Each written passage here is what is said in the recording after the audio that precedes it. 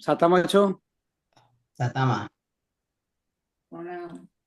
એક મિનિટ, હા, બધાને એડમિટ કરી દઉં હવે.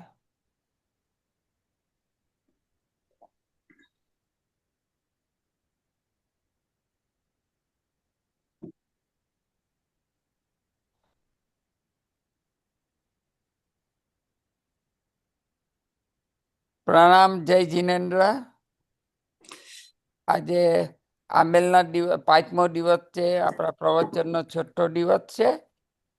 તો બધા તપસ્વીઓ સાતામાં હશો અને વિમલેશભાઈ સરને હું વિનંતી કરીશ કે આજના પ્રવચનની શરૂઆત કરે. નમો રિહંતાણમ, નમો સિદ્ધાણમ, નમો આયરિયાણમ, નમો વજ્જાયાણમ, નમો લોય સપ્પસાહુણમ.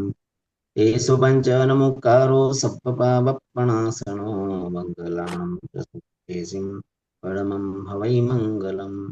યસ્ય પ્રભાવાત વિજયો જગત્યાં સપ્તાંગ રાજ્યમ ભુવિ ભૂરિ ભાગ્યમ.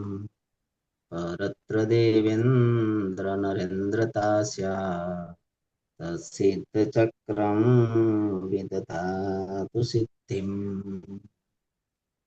અનંત ઉપકારી કરુણાના સાગર એવા વિતરાગ પરમાત્મા સર્વ જીવોના કલ્યાણને માટે ધર્મરૂપી તીર્થની સ્થાપના કરતા હોય છે.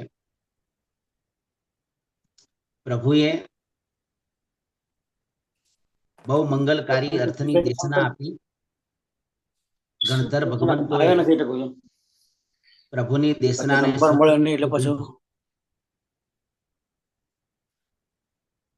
આવી સરસ મજાની એક એક સૂત્રોની અંદર સમ્યક દર્શનની પ્રાપ્તિ કઈ રીતે થાય એના સુંદર મજાના માર્ગો મહાપુરુષોએ આપણને બતાવ્યા છે. નવપતજીના ઓળીના પવિત્ર અને મંગલકારી જે દિવસો અને આ દિવસોની અંદર તમને જોયા નહીં એટલે મેં કીધું તમને નંબર જોઈએ છે એટલે. હેલો, સમ્યક દર્શન પ્રાપ્ત થાય પછી ધર્મની શરૂઆત થતી હોય છે. સમ્યક દર્શન પદ એ મેઇન પદ છે. સમ્યક દર્શન પદને મેળવવા માટે આપણે પહેલા તો સરળ બનવું પડે. જ્યાં સુધી જીવનમાં સરળતા નહીં આવે ત્યાં સુધી સમ્યક દર્શનની પ્રાપ્તિ નહીં થાય. 24 તીર્થંકર ભગવંતોના ભવો ની ગણતરી સમ્યક દર્શન પ્રાપ્ત થયા પછી થઈ. આપણી પણ ભવની ગણતરી સમ્યક દર્શન પ્રાપ્ત થયા પછી જ થશે. એટલે હવે સમ્યક દર્શનને કઈ રીતે મેળવવું? કારણ કે સમ્યક દર્શન આવે પછી જ આપણું કોઈ પણ અનુષ્ઠાન તે અમૃત અનુષ્ઠાન બનતું હોય છે. ઉમા સ્વાતી મહારાજા તત્વાર્ધિગમ સૂત્રની અંદર સમ્યક દર્શન જ્ઞાન ચારિત્રાણી મોક્ષ માર્ગ, કે સમ્યક દર્શન, સમ્યક જ્ઞાન અને સમ્યક ચારિત્ર આ ત્રણેયની પરિપૂર્ણતા એને જ મોક્ષનો માર્ગ કીધો છે. તો સૌ પ્રથમ સમ્યક દર્શનને મેળવવા માટે શાસ્ત્રમાં આખો એનો ક્રમ બતાવ્યો છે. એ ક્રમની ભૂમિકામાં આપણે પહેલા જવું પડશે કે જીવે સમ્યક દર્શન મેળવવા માટે કેવા કેવા પ્રકારના એને પ્રયત્નો કરવા પડે, પુરુષાર્થ કરવો પડે. એના વગર આ બધી વસ્તુ શક્ય છે જ નહીં. પરંતુ તથા ભવ્યત્વનો જ્યારે પરિપક્વ થાય ત્યારે આ બધી વસ્તુ સહજતાથી થતી હોય છે. આપણે માત્ર શુભ અધ્યવસાય લાવવાના એક પ્રયત્નો આપણે કરવાના છે. તો મહાપુરુષો કહે છે કે સમ્યક દર્શન મેળવવા માટે સૌ પ્રથમ જીવે ચર્માવર્તન કાળમાં પ્રવેશ કરવો પડે, અપુનર્બંધક અવસ્થાને પ્રાપ્ત કરવી પડે. ચર્માવર્તન કાળમાં પ્રવેશ કરવા માટે સૌથી પહેલા દયાનું પરિણામ જોઈએ. જગતના તમામે તમામ જીવો માટેની દયા સૌ પહેલા આપણા આત્માની આપણે દયાનો પરિણામ જોઈએ. આપણે કોઈ એવી પ્રવૃત્તિ આપણા જીવનમાં ન થાય કે જે આપણો આત્મા વિશેષ કર્મ બંધનો ભારી બને. શ્રીપાલ રાજા અને મૈણા સુંદરી જેઓ પોતે સમ્યક દર્શનને પામી ચૂક્યા હતા, એટલે શ્રીપાલ રાજા ધવળ શેઠને પણ પોતે ઉપકારી માની રહ્યા છે. દરિયાની અંદર જ્યારે ધવળ શેઠે જ્યારે શ્રીપાલને જ્યારે દરિયામાં ફેંક્યા, એક દિવસ પછી આખી રાત જ્યારે દરિયામાં રહ્યા અને બીજા દિવસે એમનું પ્રચંડ પુણ્યના કારણે મંત્રી પદ પણ પ્રાપ્ત થયું. મહિના પછી એ જ ધવળ શેઠ જ્યારે શ્રીપાલ રાજાને જ્યારે મળ્યા પણ ખરા, છતાં પણ શ્રીપાલ રાજાને ધવળ શેઠ પ્રત્યેનો દુર્ભાવ નથી. એમ એટલે ક્ષમા માગવી, ક્ષમા આપવી અને ક્ષમા રાખવી. મેન તો ક્ષમા રાખવાની છે. જો ક્ષમા આપીએ છીએ તો સામેના વાળાને આપણે ગુનેગાર ગણીએ છીએ, માટે આપણે ક્ષમા આપીએ છીએ. સંકિતને પામેલો આત્મા 24 કલાક સતત ક્ષમાના જીવનની અંદર જ હોય. એમ શ્રીપાલ રાજાને ધવળ માટેનો જરા પણ દુર્ભાવ નથી. એમ ધવળ શેઠ માટેનો એટલો જ અહોભાવ છે. ડુંબ જાતિનું કલંક આપ્યું છતાં એમ જ માને છે મારો ઉપકારી છે. એટલે ઉપકારીઓના ઉપકારોને યાદ કરવા, ઉપકારીઓના ઉપકારોને નું સ્મરણ કરવું, ઉપકારીઓ પ્રત્યે ક્યારે અપકાર ન કરવો, આ સમ્યક દર્શનનું લક્ષણ છે. બસ આપણો ગોલ આ જ હોવો જોઈએ. પછી જ આપણા બધા અનુષ્ઠાનો અમૃત અનુષ્ઠાન બનતા હોય છે. મૈણા અને શ્રીપાલની નવપદની જે ભક્તિ હતી, કેવી ઉત્કૃષ્ટ કોટીની અમૃત અનુષ્ઠાન હતું. માત્ર અમૃષ્ટાનનું એક જ લક્ષ્ય, કર્મની નિર્જરા કઈ રીતે થાય. અનુષ્ઠાન અલગ અલગ પ્રકારના લક્ષ્યથી લોકો કરતા હોય છે. કેટલાક આ ભાવમાં સુખની પ્રાપ્તિ થાય માટે અનુષ્ઠાન કરે, કેટલાક પરભાવમાં મને સુખની પ્રાપ્તિ થાય આ લક્ષ્યથી અનુષ્ઠાન કરે. આ બધાને વિષ અને ગરલ અનુષ્ઠાન કહેવાતા હોય છે. આત્મલક્ષી જો અનુષ્ઠાન કરવામાં આવે એને જ અમૃત અનુષ્ઠાન કહેવામાં બતાવ્યું છે. અને આપણે એ ભૂમિકાએ જવાના પ્રયત્નો આપણે કરવાના છે. તો એના માટે અનુષ્ઠાનને આપણે સમજવા પડે. જ્યાં સુધી અનુષ્ઠાનને સમજશું નહીં ત્યાં સુધી આપણું આત્મલક્ષી અનુષ્ઠાન ક્યારે બનશે નહીં. મૈણા સુંદરીની પાસે અભ્યાસ હતો ત્યારે પોતે આ ભૂમિકાએ પોતે પહોંચી શક્યા છે. આપણે તસ્સૌત્રી સૂત્ર બોલીએ છીએ. તસ્સૌત્રી સૂત્રમાં 4 કરણ બતાવ્યા છે. તો સમ્યક દર્શન જીવ જ્યારે પામે એની પહેલા 4 કરણની ભૂમિકામાં જાય. એની પહેલા આપણે વિચારી લઈએ કે ચર્માવર્તન કાળમાં જીવને પ્રવેશ કરવો હોય. ચર્માવર્તન કાળ એટલે છેલ્લું આવર્ત. અત્યાર સુધી જીવે અનંતા પૂતગલ પરાવર્તનો પોતે પૂરા કર્યા. એક પૂતગલ પરાવર્તનની અંદર અનંત ઉત્સર્પિણી અને અનંત અવસર્પિણીનો કાળ પસાર થાય છે.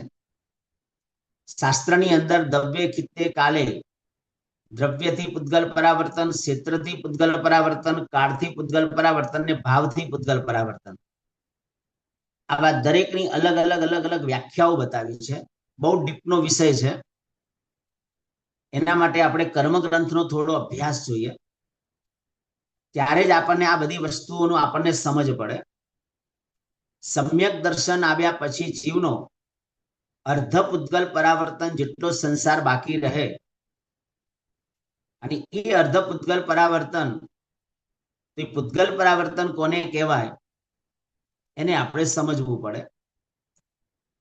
બહુ વિશિષ્ટ કોટીની આ વાત છે બધી. તો મહાપુરુષો એક જ કહે છે, મેં પહેલા જ કીધું કે એક પૂતગલ પરાવર્તનમાં અનંત ઉત્સર પેઢી ને અનંત અવસર પેઢી પસાર થઈ જાય છે. તો ચર્માવર્તન કાળમાં જીવનો જ્યારે પ્રવેશ થાય ત્યારે માત્ર છેલ્લું એક પૂતગલ પરાવર્તન બાકી રહે. ત્યાં સુધી પણ જીવ હજુ સંકિત ન પામે. ચર્માવર્તન કાળમાં અડધો કાળ પૂરો થાય પછી જીવ ગમે ત્યારે સંકિત પામી શકે અર્ધ પૂતગલ પરાવર્તનના કાળમાં.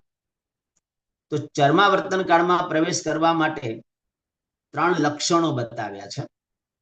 પહેલું લક્ષણ બતાવ્યું દયાનો પરિણામ, એટલે દરેક જીવો માટેની દયા જોઈએ.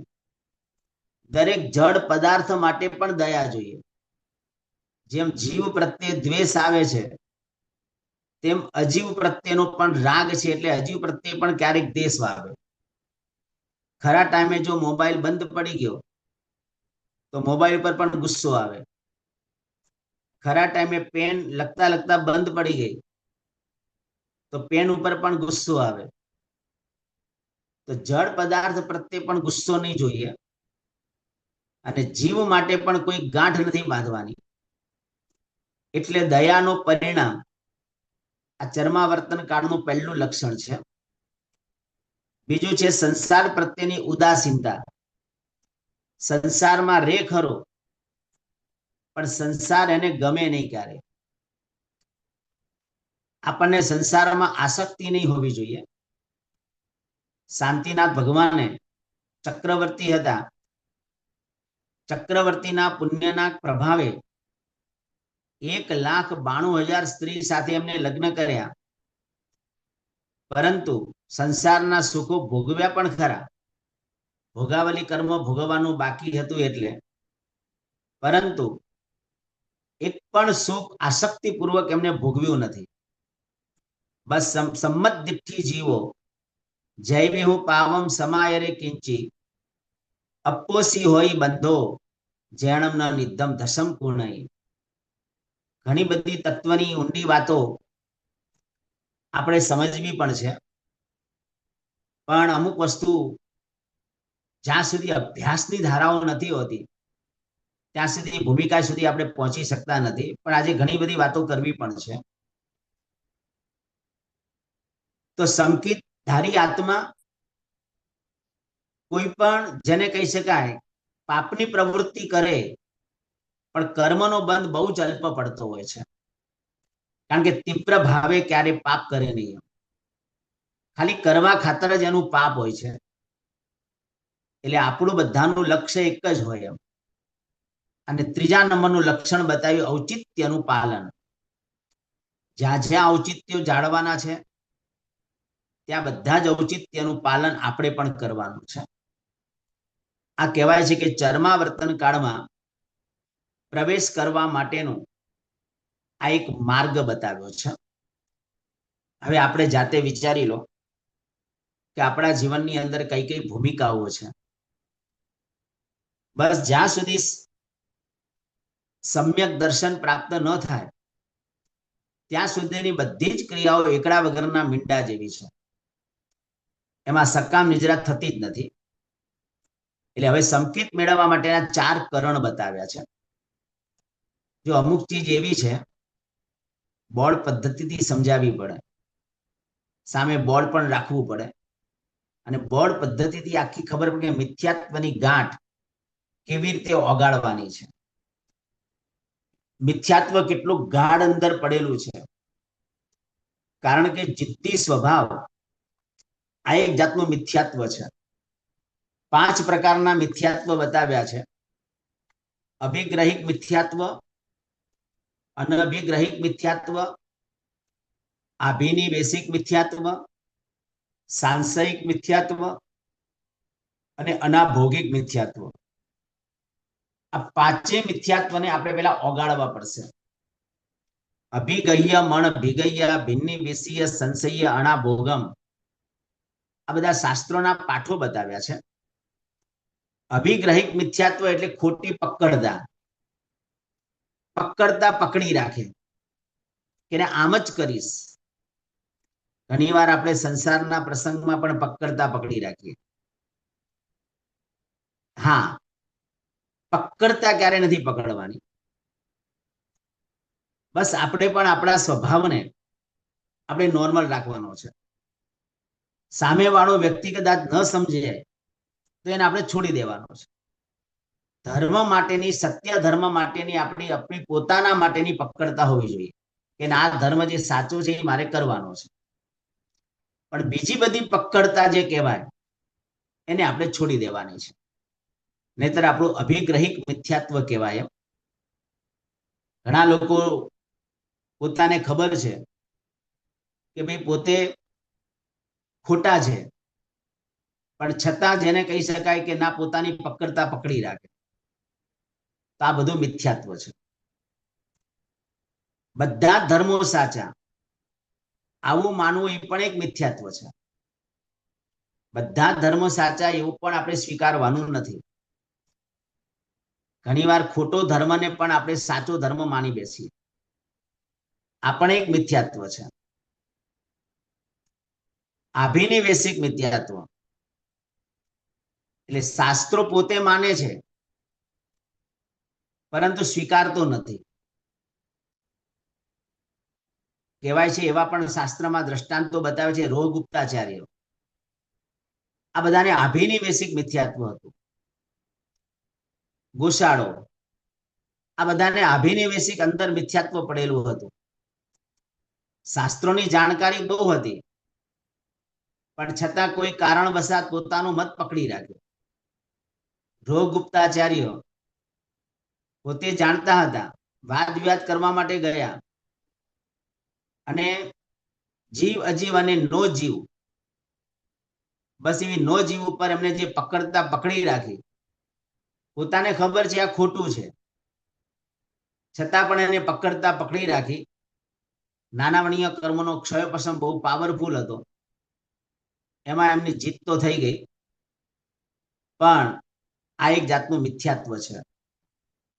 પ્રભુના વચનમાં શંકા કુશંકાઓ કરવી, આ પણ એક મિથ્યાત્વ છે. નવતત્વને ન માનવું, આ પણ એક મિથ્યાત્વ છે. જીવનમાં કોઈ પણ કર્મનો ઉદય આવે છે, બસ મારા કર્મથી આ જીવનમાં ઉદય આવ્યો છે. મેં કોઈ ભવની અંદર એવું પાપ બાંધ્યું હશે અને આ કર્મ ઉદયમાં આવ્યું છે. એને કર્મના સિદ્ધાંતનો સ્વીકાર કરવો, આનું નામ સમ્યક દર્શન છે. સૈનિક મહારાજા સાહિક સમ્યક્ત્વને પોતે પામેલા પોતાનો સગ્ગો દીકરો કોણિક રોજના 100 હેન્ટરો મારે છે, છતાં સૈનિકને કોણિક પ્રત્યેનો આંશિક પણ દુર્ભાવ નથી. એમ અને જ્યારે અંધારી કોટડીના જેલની અંદર સગા દીકરા એમને પૂર્યા છે. ચેલણા મહારાણી એક માથામાં ભરીને પાણી ભરીને લાવે છે. માથું પાણી વાળું છે. છુપી રીતે 2 લાડવા લાવે છે. અંધારી કોટડીમાં ચેલણા મહારાણી પોતાના સ્વામીને મળવા જાય છે. 2 લાડવા ખવડાવે છે. માથાના વાળ છૂટા કરીને એમાંથી નીતરતું પાણી સૈનિક રાજા પીવે છે. ચેલણા મહારાણી ધ્રુસકે ધ્રુસકે રડતા રડતા કહે છે, સ્વામીનાથ, આપના દુઃખને જોઈ શકાતું નથી. તે વખતે સૈનિક મહારાજા એક જ કહે છે કે હો મા સતી, તમારા થકી તો હું ધર્મ પામ્યો છું, કોણિકનો કોઈ દોષ નથી. મેં અત્યારે યાદ નથી, કોઈક ભવની અંદર બાંધેલા જે કર્મ છે તે કર્મ ઉદયની અંદર આવ્યા છે. કોણિક તો માત્ર નિમિત્ત બનીને આવ્યો છે. આટલો આંશિક પણ દુર્ભાવ નહીં. બસ આનું નામ સમ્યક દર્શન. સમ્યક દર્શન આવે પછી જ આપણું અનુષ્ઠાન અમૃત અનુષ્ઠાન બને. બસ પ્રતિક્રમણ કરીએ છીએ, આપણું અનુષ્ઠાન અમૃત છે કે નહીં આપણે જાતે ચેક કરવાનું છે. એ ત્યારે જ થશે આપણી પાસે અર્થનું જ્ઞાન હશે ત્યારે. જો અર્થનું જ્ઞાન નહીં હોય તો આપણું અનુષ્ઠાન અમૃત અનુષ્ઠાન પણ નહીં બની શકે. એટલે કીધું અંદરનો પડેલો જે મિથ્યાત્વનો જે કાંટો છે એને આપણે દૂર કરવાનો છે. અને છેલ્લે અનાભોગિક મિથ્યાત્વ એટલે અજ્ઞાન અવસ્થા. આ 5 પ્રકારના જે મિથ્યાત્વ છે એ 5 પ્રકારના મિથ્યાત્વને આપણે ઓગાળવાના છે.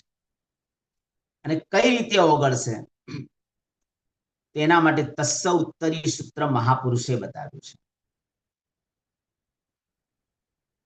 ઘણીવાર આ સૂત્રનો આપણે અભ્યાસ કર્યો, ઘણીવાર આપણે આ સૂત્ર બોલીએ પણ છે, પણ આ સૂત્રની ભાવધારામાં આપણે નથી ગયા. તસ્સ ઉત્તરી સૂત્રમાં 4 કરણ મૂક્યા છે. ઉત્તરીકરણ, પ્રાયશ્ચિત્તકરણ, વિશોધીકરણ અને વિસલ્લીકરણ 4 કરણ મૂક્યા છે. તેમ સમ્યક દર્શન પામતા પહેલા જીવ 4 કરણ કરે. યથા પ્રવૃત્તકરણ, અપૂર્વકરણ, અનિવૃત્તિકરણ અને અંતરકરણ. આ 4 કરણ કરે પછી જીવ સમ્યક દર્શનને પોતે પામે છે. આ બધી પ્રક્રિયા એટલી બધી ફાસ્ટ થાય છે. અંતર્મુહૂર્તની અંદર જીવ સમ્યક દર્શનને પોતે પામી ચૂકે છે. ખાલી માત્ર પહેલા શુભ ભાવ લાવવાના, પછી શુદ્ધ ભાવની અંદર જવાના આપણે પ્રયત્નો કરવાના છે. તસ્સ ઉત્તરીકરણ, આલોચના, નિંદા એટલે યથા પ્રવૃત્તકરણ એટલે શું? ગમે તેમ ગમે તે શુભ અધ્યાવસાય આવે કે ના આવે એને ક્રિયા કરી લેવી. એકવાર ક્રિયા કરવી આને યથા પ્રવૃત્તકરણ કહેવાય. ભલે ભાવ આવે કે ન આવે, ભલે ભાવ વગરની પણ ક્રિયા એકવાર કરી લેવી. વંદિતું સૂત્ર બોલતા બોલતા બોલીએ પડિક્કમે દેશીયમ સંપમ, આ એક આલોચના છે. ભલે ભાવ નથી આવતા છતાં પણ એકવાર ક્રિયાની ભૂમિકામાં જવું, આને તસ્સ ઉત્તરીકરણ કહેવાય. તસ્સ ઉત્તરીકરણ કર્યા પછી જ્યારે યથા પ્રવૃત્તકરણની ક્રિયા જ્યારે કરે, પ્રતિક્રમણ કરતા કરતા કરતા કરતા કરતા કરતા એ પ્રતિક્રમણ જ્યારે આત્મસાત જ્યારે થાય, ગુરુ મહારાજના મુખે કંઈક નવી નવી નવી નવી વાતો સાંભળે ત્યારે એના જીવનની અંદર એક આત્મશુદ્ધિ કરવાનું એને ક્યારેક મન થશે. આત્મશુદ્ધિ કરવાનું મન થશે એટલે એને શુભ પરિણામ આવશે, ઉત્કૃષ્ટ કોટીના ભાવો જાગશે. બસ આનું નામ છે અપૂર્વકરણ. અત્યાર સુધી નહીં આવેલો શુભ ભાવ આવવો, આનું નામ અપૂર્વકરણ. અને અપૂર્વકરણમાં આવે એટલે જીવ ગ્રંથિ ભેદ કરે, ગાંઠને ઓગાળી નાખે. એકવાર મિથ્યાત્વ ઓગળ્યું એટલે કર્મની 120 પ્રકૃતિ જે બતાવી છે એમાંથી 16 પ્રકૃતિ એવી છે એ ક્યારેય નહીં બંધાય. 16 પ્રકૃતિ એવી છે મિથ્યાત્વની હાજરીમાં કમ્પલસરી બંધાય છે. 16 પ્રકૃતિ આપણે પછી વિચારીએ અને આપણે આપણી જાતને આપણે પૂછીએ કે આપણે ક્યાં છીએ. એમ એટલું યાદ રાખજો, જીવનમાં જ્ઞાન પ્રાપ્ત કરવું હજુ બહુ સહેલું છે, પરંતુ જ્ઞાનને પચાવવું બહુ અઘરું છે. દ્રષ્ટિને બદલવી બહુ અઘરી છે. આપણે તો આપણા જીવનની અંદર દ્રષ્ટિને આપણે બદલવાની છે. કદાચ જ્ઞાન ઓછું હશે ને તો પણ ચાલશે. આમ પાય ચિત્ત કર્ણનમ જ્યારે અંદરના ભાવો જ્યારે બોલીએ ને, એટલી બધી અંદરની શુદ્ધિ થાય. જીવનમાં કોઈને ગુનેગાર ગણવાના નથી. બસ સંકિત ધારી આત્મા કોઈને ગુનેગાર ન, બસ જે છે વસ્તુનો સ્વીકાર કરી લે. બસ કોઈ આપણને કે અને આપણને ખોટું લાગે ને તો સમજવાનું આપણામાં હજુ સંકિત નથી. સંકિત ધારી આત્માને જ ક્યારે ખોટું ન લાગે. આપણને આપણી પોતાની પ્રશંસા કરવાનું મન થાય તો સમજવાનું હજુ આપણામાં સમ્યક દર્શન નથી. એટલે હું તો પ્રભુને એટલું જ કહું કે પ્રભુ તું મને જ્ઞાન અને પૈસો એટલો જ આપજે કે મારું જીવનને હું પચાવી શકું. બસ ઘણી વાર વધારે પડતું જ્ઞાન આવે ને તો અભિમાન આવી જાય, અને ઘણી વાર વધારે પડતો પૈસો આવે ને તો એ અહંકાર આવી જશે. અને અહંકાર ક્યારે અનંતાનુબંધીમાં કન્વર્ટ થશે કાંઈ ખબર નહીં પડે. અભવીનો આત્મા ભલે ઉત્કૃષ્ટ કોટીનું ચારિત્ર ધર્મ પાડે, 9.5 પૂર્વ સુધીનો એનો અભ્યાસ છે, એનું અનુષ્ઠાન ક્યારે અમૃત અનુષ્ઠાન બનતું નથી. કારણ કે એને મંદપણે પણ અનંતાનુબંધી કસાયનો ઉદય તો અંદર ઊંડે ઊંડે ઊંડે ઊંડે ચાલુ છે. એનું અનુષ્ઠાન કાં તો 20 અનુષ્ઠાન હોય કાં તો ગરલ અનુષ્ઠાન. પુણ્યશાળી મારે એટલું જ કેવું છે કે આપણે કયા અનુષ્ઠાનની ભૂમિકામાં છીએ. બસ ભગવાનની પૂજા કરવા જઈએ ત્યારે અપેક્ષા લઈને નહીં જવાનું, ભાવ બરાબર છે. ક્યારેક અપેક્ષા લઈને જઈએ કે ના આજે ગમે તે થાય ચડાવો લેવો એટલે લેવો, આવું ગાંઠ બાંધીને ક્યારેય નહીં જવાનું. અને કદાચ માની લો કે ન મળ્યો તો આર્ત ધ્યાનના પણ નિમિત્તો બની શકે કે જો સામે વાળો આવે મારી પર પડ્યો, મારી સામે પડ્યો, એને ખબર છે કે આજે મારો બર્થડે છે, હું લેવાનો હતો પણ મને લેવા જ નથી. એટલે આપણને એના માટેનો દુર્ભાવ સ્ટાર્ટ થઈ ગયો.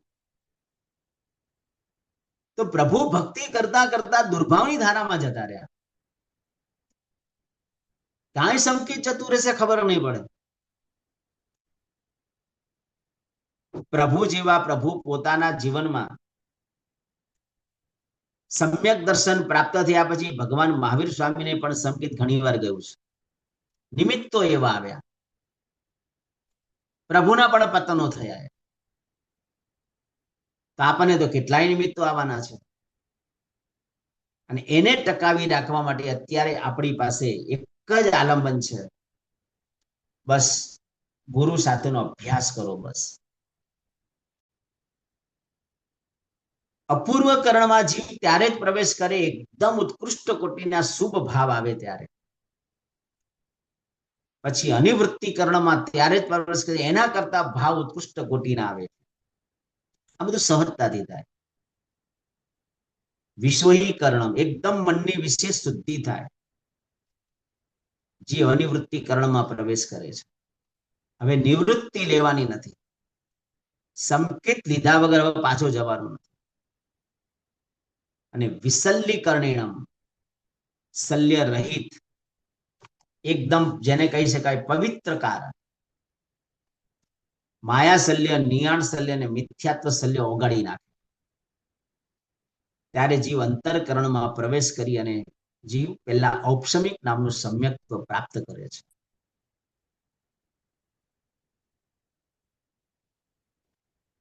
મુખ્ય 3 સમ્યક્ત્વ છે, ઔપસમિક, ક્ષાયિક અને ક્ષાયોપસ્મિક. એમ તો વેદક સમ્યક્ત્વ પણ છે, શાશ્વદન સમ્યક્ત્વ પણ છે, પણ મુખ્ય 3માં રમવાનું છે. ઔપસમિક સમ્યક્ત્વ આવ્યા પછી અંતર્મૂર્તમાં જતું રહે. ઔપસમિક સમ્યક્ત્વ જીવ જ્યારે પ્રાપ્ત કરે છે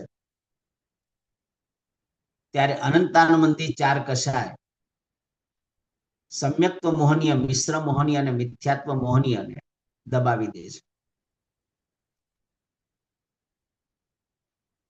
ક્ષાયોપસ્મિક સમ્યક્ત્વ પ્રાપ્ત કરે 66 સાગરોપમ સુધી આ સમ્યક્ત્વ રહે છે. અને સાહિક સમ્યક્ત્વ આવ્યા પછી ક્યારેય જતું નથી, જેમાં દર્શન સપ્તકનો ક્ષય થાય છે. અનંતાનુબંધી 4 કસાય, સમ્યક્ત્વ મોહનીય, મિશ્ર મોહનીય અને મિથ્યાત્વ મોહનીય. દર્શન સપ્તકનો ક્ષય થાય પછી જીવ સાહિક સમ્યક્ત્વ પ્રાપ્ત કરે. અત્યારે આપણે સાહિક સમ્યક્ત્વની ભૂમિકામાં જવા માટે આપણા કોઈ એવા અધ્યવસાયો નથી કે સાહિક સમ્યક્ત્વને આપણે પામી શકીએ, પરંતુ એવા સંસ્કારોને આપણે એવા બનાવીશું તો જરૂર નેક્સ્ટ ભવની અંદર કોઈક મહાવિદેય ક્ષેત્રમાં જશું તો જરૂર આપણે સાહિક સમ્યક્ત્વને આપણે પામી શકશું. તો સમ્યક્ત્વને પ્રાપ્ત કરવા માટે મહાપુરુષોએ 5 સાધના બતાવી છે. એ 5 સાધના કઈ એની પહેલા આ 9 પદની અંદર 9 વસ્તુ જીવનમાં પહેલા પ્રાપ્ત કરવાની છે. કે આ 9 પદી શું છે કે જે સમ્યક દર્શનને પ્રાપ્ત કરવા માટે એક શ્રેષ્ઠ આલંબન સ્વરૂપ છે. તો પહેલા 9 પદ ની આરાધના અને સાધના સાધક જો કરે તો પુણ્યનો ગુણાકાર કરે. 9 પદની સાધનાથી પુણ્યનો ગુણાકાર થાય, પાપનો ભાગાકાર થાય. આ તાકાત 9 પદમાં છે. વિચારો શ્રીપાલ અને મૈણાની 9 પદની સાધના કેવી હશે. આંબિલ કરવું એ બહુ ઉત્તમ છે. શક્તિ હોય અને ભાવ હોય અને આંબિલ તપની આરાધના કરવી શ્રેષ્ઠ છે. પરંતુ આંબિલ કરતા કરતા રસનેન્દ્રિયો પર વિજય મેળવવો એ ખાસ લક્ષ્ય રાખવાનું છે. ક્યાંક કશાયો આવવા ન જોઈએ. બસ કશાયોને ઓગાળી દેવાના છે. એને કોઈના માટે આટલી અંશ માત્ર પણ ગાંઠ નથી રાખવાની. ઘણી વાર કોઈના માટે ગાંઠ બાંધી હતી, આને ન બોલાવું તો ન જ બોલાવું. આવી કોઈ ગાંઠ નહીં હોવી જોઈએ. એટલે આ 9 પદ પાપનો ભાગાકાર કરે, દોષનો બહિષ્કાર કરે. જો આપણે 9 પદના 9 દિવસના પ્રવચનની ધારા ને 10મો દિવસ 10 દિવસની પ્રવચનની ધારા, અને મેં પહેલા જ કીધેલું કે કોઈ પણ વિષયને પૂરેપૂરો જો ન્યાય આપણે આપવો હોય ને તો આપણે 1 કે 1.25 કલાકમાં આપણે નથી આપી શકતા. એટલે મારે બધી જ વસ્તુને આવરવાની હોય છે. આવા સમ્યક દર્શન જેવા પદને જો પામવું હોય ને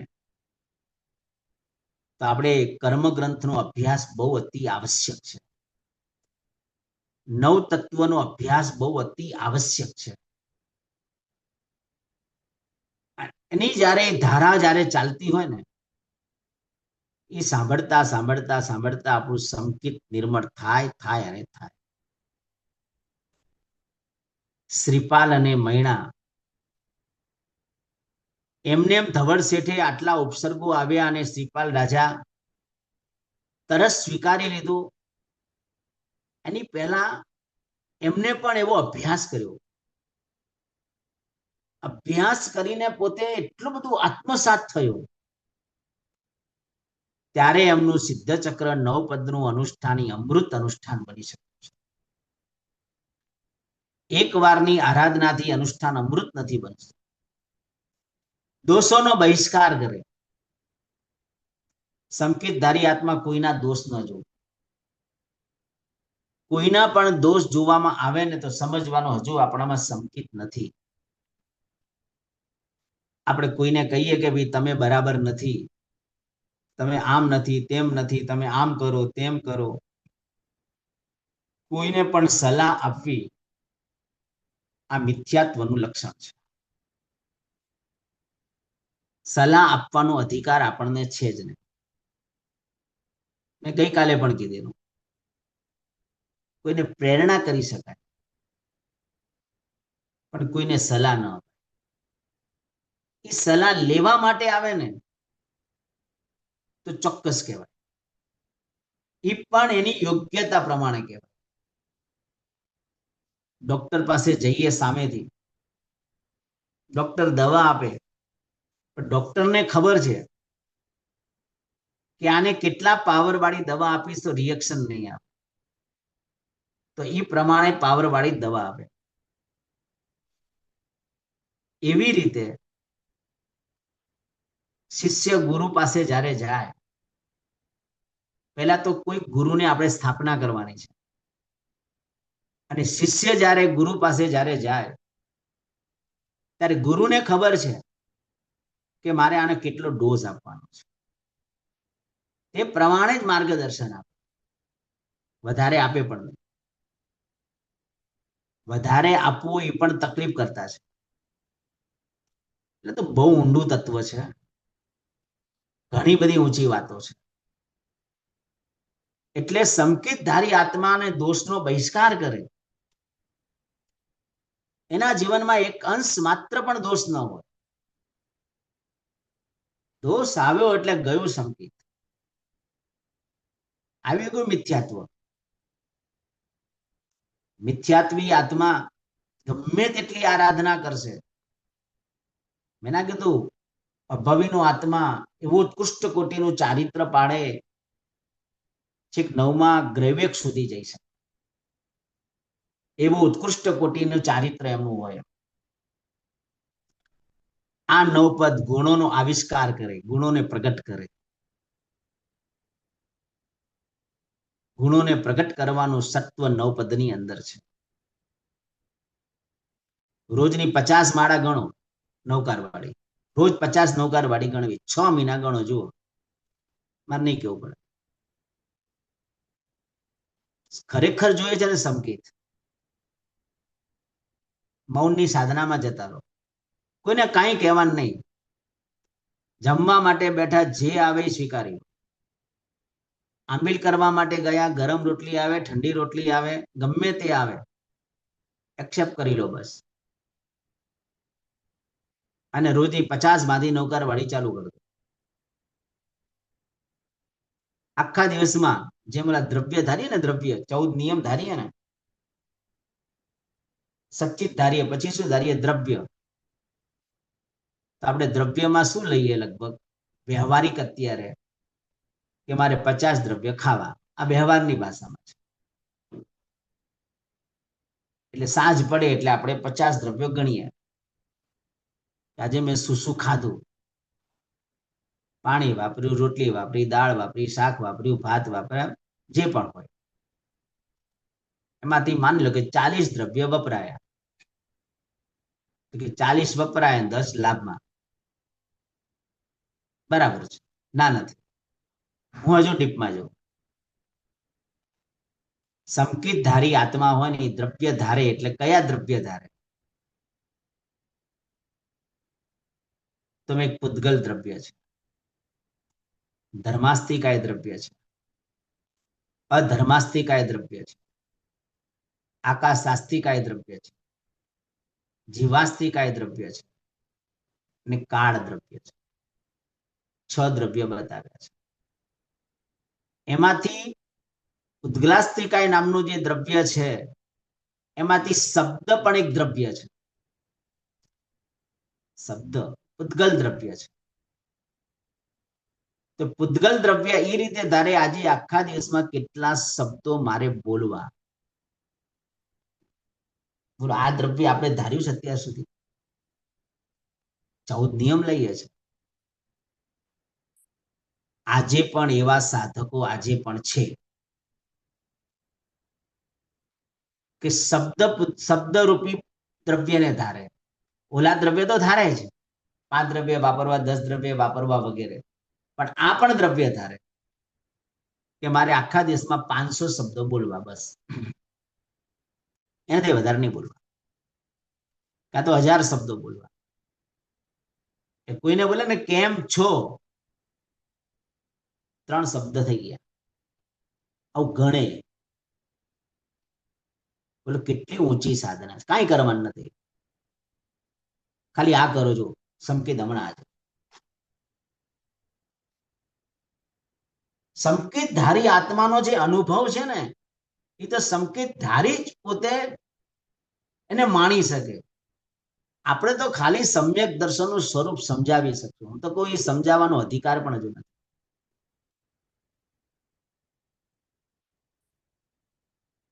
સંકેતને માણવાનો, અનુભવ માણવાનો છે. મિથ્યાત્વનો પડકાર કરે, નમ્રતાના પાડે સંસ્કારો, વિષય વિકારોને છોડી દે, ધર્મની રુચિ પ્રગટાવે, કસાયોને ઓગાળી દે. આ છે 9 પદની આ તાકાત, આ છે 9 પદની આ સાધના.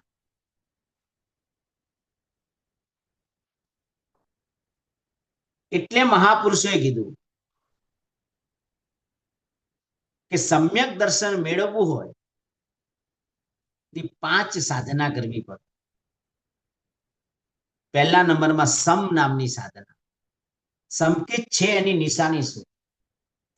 અત્યારે આપણી પાસે સમ્યક દર્શન છે, એની નિશાની શું?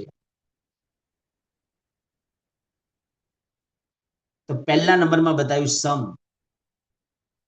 સમ એટલે સમતા.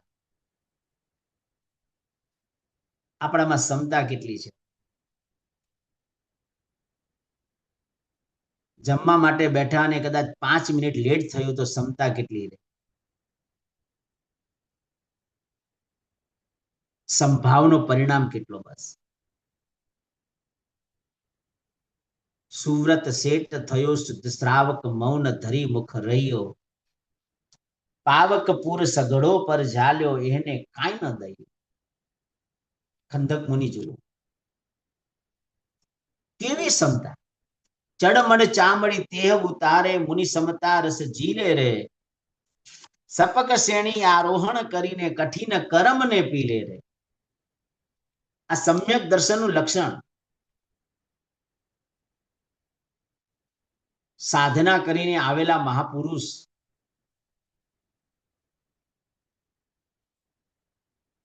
વીસ વર્ષ સુધી જંગલમાં રહેલા છે, અને 20 વર્ષ બાદ આ મહાપુરુષ જયારે રાજ્યમાં જયારે આવ્યા છે, પોતાની સગી બેન દૂરથી પોતાના ભાઈને ઇંગિત આગારથી જોઈ લીધા. વિચાર્યું કે મારો ભાઈની કાયા કેવી થઈ ગઈ. એના આંખમાંથી આંસુ આવ્યા. રાજાએ કંઈક અલગ વિચાર કરી લીધો, અનુમાન કરી લીધું. જીવનમાં ક્યારેય કોઈના માટે અનુમાન ક્યારેય નહીં કરવું. જિંદગી પૂરી થશે ખબર નહીં પડે. ક્યારે ભેગા થશું આપણને એ ખબર નથી. આ તો કોઈક જેને કહી શકાય ઋણાનું બંધ હતો, એકબીજા ભેગા થયા છે. ભેગા થયા છે તો હવે એવા છૂટા નહીં પડો કે ક્યાંક એકબીજાને વેરની ગાંઠ બંધાઈ જાય. મને તમારી સાથે નથી ગમતો તો ઠીક છે, હું દૂર રહું. સ્વભાવ નથી જામતો તો કઈ વાંધો નહીં, પણ મારે તમારા માટે ખરાબ બોલવાનું મને કોઈ રાઇટ્સ જ નથી. કોઈના માટે ખરાબ બોલવું એ મિથ્યાત્વ છે, બહુ ઊંચું તત્વ છે. રાજાએ હુકમ કરી દીધો, સેવકને કીધું કે સામે ઓલા સાધુ છે અને જીવતા જાગતા ચામડી ચીરીને લઈ આવો. સેવકો આવ્યા. સેવકોએ કીધું કે રાજાનું આજ્ઞા છે માટે અમે આવ્યા છે. ખંદક મુનિએ તરત જ સ્વીકાર ભાવ લઈને કીધું તમને તકલીફ ન પડે તે રીતે. મુનિવર મન માહી આણંદ્યા પરિસ આવ્યો જાણી રે કર્મ ખપાવાનો અવસર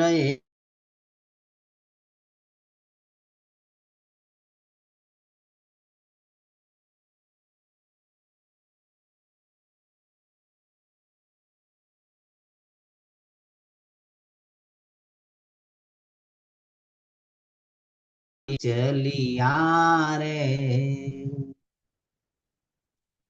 શું મહાપુરુષોની સાધના. મુનિ અંદરથી આનંદને પામેલા છે. કેવો સંભાવ, કેવો સંભાવ. દ્રષ્ટાંત બોલવા મારા માટે પણ બહુ ઈઝી છે. જ્યાં સુધી આ દ્રષ્ટાંત મારું પણ આત્મસાત નહીં થાય ને તો પણ આ જીવન મારા માટે પણ એક નકામું છે.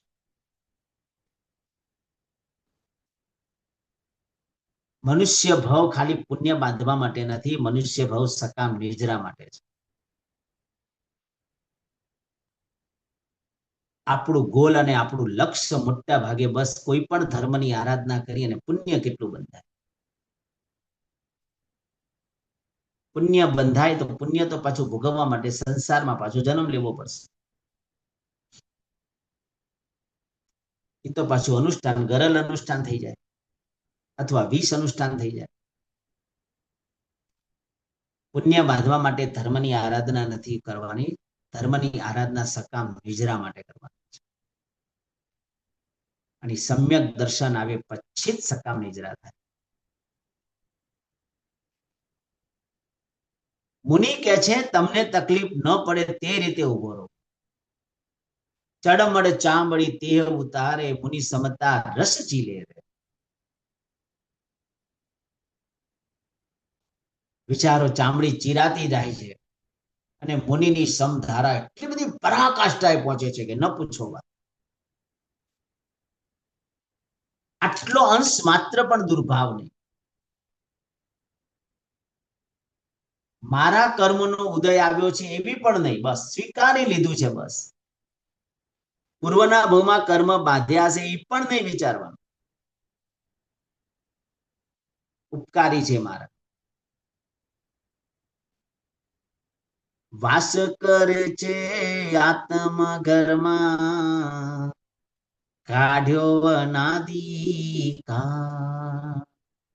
રૂપ રંગે મને વાલું લાગે સ્વરૂપ છે વિકરાળ જીણંદ જીવા રે આવો. મિથ્યાત્વનો કાંટો કાઢો જીણંદ જીવા રે આવો. મિથ્યાત્વનો કાંટો કાઢો. અંદર પડેલા મિથ્યાત્વના કાંટાને આપણે ઓગાળવાનું છે, કાઢવાનો છે. એટલે સંકેત ધારીની દ્રષ્ટિ આખી બદલાય.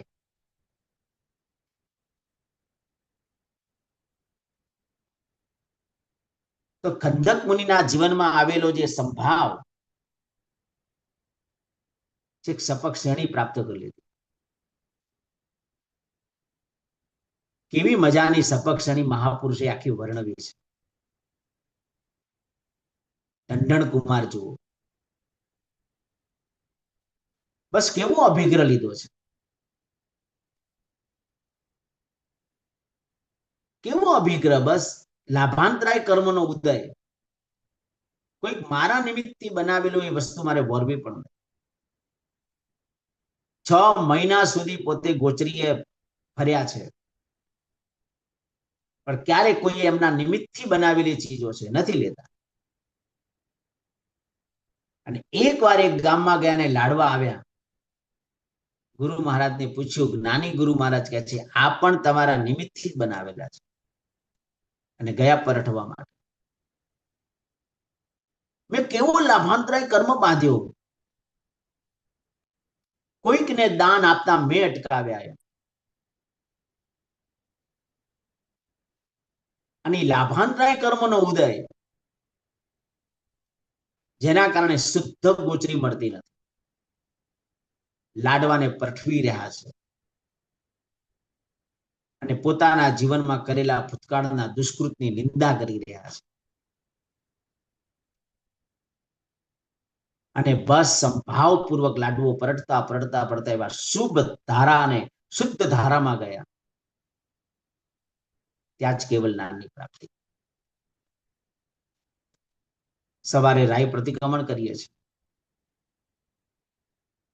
જગતચિંતામણી સ્તોત્ર બોલીએ છીએ. એની 5 ગાથા બતાવી સ્ટાર્ટિંગની. પહેલી ગાથા મિથ્યાત્વને ઓગાળવા માટેની છે. પુણ્યશાળીઓ મારે એટલું જ કહેવું છે, જગતચિંતામણી બોલીએ છીએ પણ ભાવો કેવા છે, કેવી ભાવધારામાં જગતચિંતામણી બોલીએ છીએ. ખાલી પ્રતિકોણમાં વિધિ છે માટે બોલી લે છે, અમૃત અનુષ્ઠાન કેવી રીતે બનશે?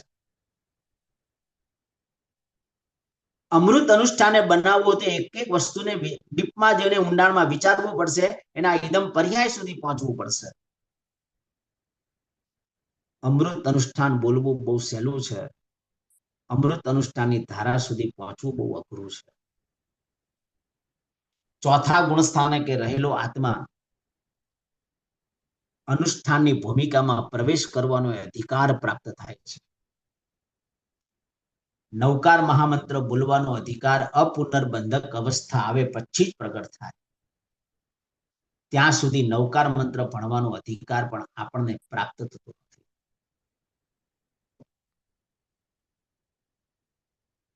ખાલી બોલી લઈએ છીએ, ઠીક છે, વ્યવહારથી. નિશ્ચયથી જોવા જઈએ તો અપુનર્બંધક અવસ્થા પહેલી પ્રગટ કરવી. અને મને પહેલા જ મેં કીધું, દયાનું પરિણામ, ઔચિત્યનું પાલન અને સંસાર માટેની ઉદાસીનતાનો ભાવ, આ અપુનર્બંધક અવસ્થાનું લક્ષણ છે. તો જગતચિંતામણીની પહેલી ગાથા મિથ્યાત્વને ઓગાળી દે છે. ત્યારે વિચાર્યું છે આપણે? પહેલા તો બોલો મિથ્યાત્વ કાઢવું છે આપણે, એક નક્કી કર્યું. તો આ હવે છેલ્લા 3 દિવસની ભૂમિકામાં છે, પણ જે છે અંદરથી જાણવું છે કે ખરેખર કાઢવું છે. જાણવું અલગ છે અને કાઢવું અલગ છે. એના માટે સર્વ સ્વીકાર ભાવ જોશે જોશે અને જોશે.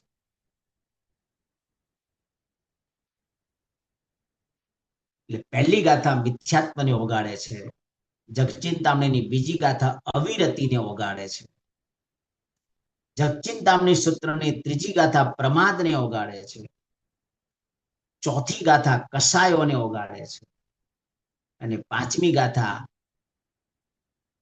એક આખું જેને કહી શકાય યોગ ઉપર વિજય મેળવીને યોગ નિરોધની પ્રક્રિયાની ભૂમિકામાં આત્માને લઈ જાય છે. આખું યોગ ઉપરનું વિજયની પ્રાપ્તિ પાંચમી ગાથા છે. સવારમાં મહત્વકારી મંગલકારી રાય પ્રતિક્રમણમાં 2 સૂત્રની ધારામાં ખૂબ જવાબ છે. એક જગતચિંતામણી સૂત્ર અને બીજું ભરહેશ્વર નામનું સૂત્ર. જે શિવ નામક ગણહી પાવપ બંધા વિલયમ જંતી. માત્ર મહાપુરુષોના નામ લો અને આપણા પાપો ઓગળી જાય છે.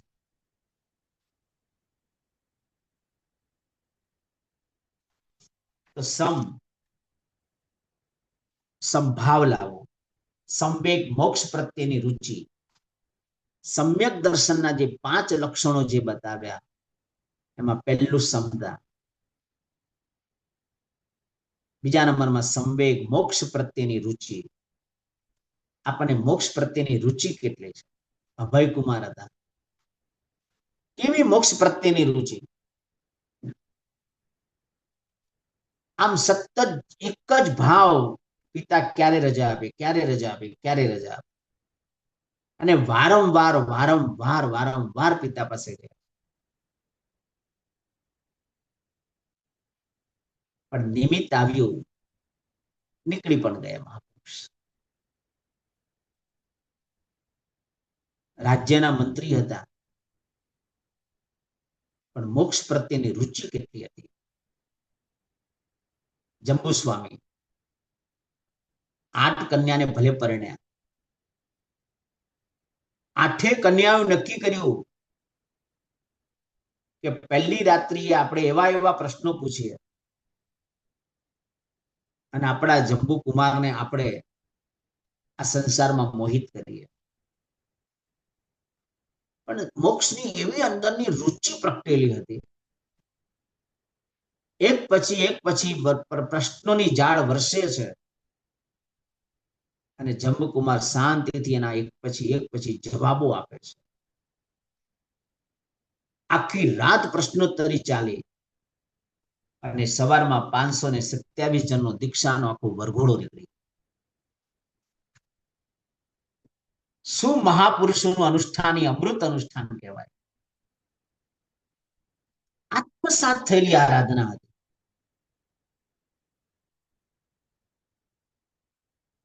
અભય કુમારને પણ એક સંયમ જીવન આત્મસાત થયેલું હતું અંદરથી. એટલે ક્યારે પ્રભુનો માર્ગ સ્વીકારો, ક્યારે પ્રભુનો માર્ગ સ્વીકારો? સંવેગ, મોક્ષ પ્રત્યેની રુચિ, નિર્વેદ, સંસાર પ્રત્યેની અરુચિ. આપણને સંસાર કેટલો ગમે છે. વાસ્તવિક કહું, સંસાર જો ન ગમતો હોય ને તો આપણે ખરેખર તો ગમે તેવું હોય, જ્યાં પંચ મહાવ્રતધારી સાધુનો વાસ હોય ને ત્યાં જ આપણે સ્થિર થઈએ. જ્યાં દેવ અને ગુરુ, દેવ તો મળી જાય, ધર્મ કદાચ મળી જાય, ગુરુ બધે નથી મળતા. પંચ મહાવ્રતધારી ગુરુ, એનું જ સાનિધ્ય, એના રોજ મને દર્શન પ્રાપ્ત થાય. આવું ગોળ અંદરથી પડેલો, એને કહેવાય કે સંસાર માટેની અરુચિ છે.